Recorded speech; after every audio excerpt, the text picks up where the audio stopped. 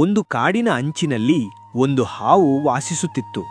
ಅದೇ ಪ್ರದೇಶದಲ್ಲಿ ಒಂದು ಮುಂಗುಸಿ ಕೂಡ ವಾಸಿಸುತ್ತಿತ್ತು. ಇಬ್ಬರು ಹಳೆಯ ಶತ್ರುಗಳು, ಏಕೆಂದರೆ ಮುಂಗುಸಿ ಹಾವನ್ನು ನೋಡಿ ಹೆದರುವುದಿಲ್ಲ.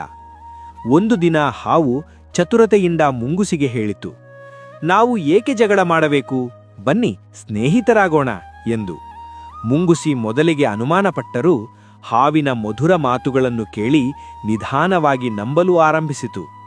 ಕೆಲವು ದಿನಗಳವರೆಗೆ ಹಾವು ಮಧುರವಾಗಿ ಮಾತನಾಡುತ್ತಾ ಮುಂಗುಸಿಯ ಮನೆಯ ಸುತ್ತಲೂ ತಿರುಗುತ್ತಾ ಸ್ನೇಹದ ನಾಟಕ ಮಾಡುತ್ತಿತ್ತು. ಒಂದು ರಾತ್ರಿ ಹಾವು ಅವಕಾಶ ನೋಡಿ ಮುಂಗುಸಿಯ ಮಕ್ಕಳ ಕಡೆಗೆ ಸಾಗಿತು. ಆದರೆ ಮುಂಗುಸಿ ಜಾಗೃತವಾಗಿಯೇ ಇತ್ತು.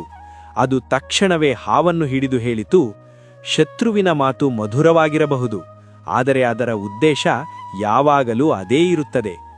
ಅಂತಿಮವಾಗಿ ಆ ಹಾವಿನ ಅಂತ್ಯವಾಯಿತು. ಪ್ರತಿಯೊಬ್ಬರನ್ನೂ ನಾವು ಕಣ್ಣು ಮುಚ್ಚಿ ನಂಬಬಾರದು.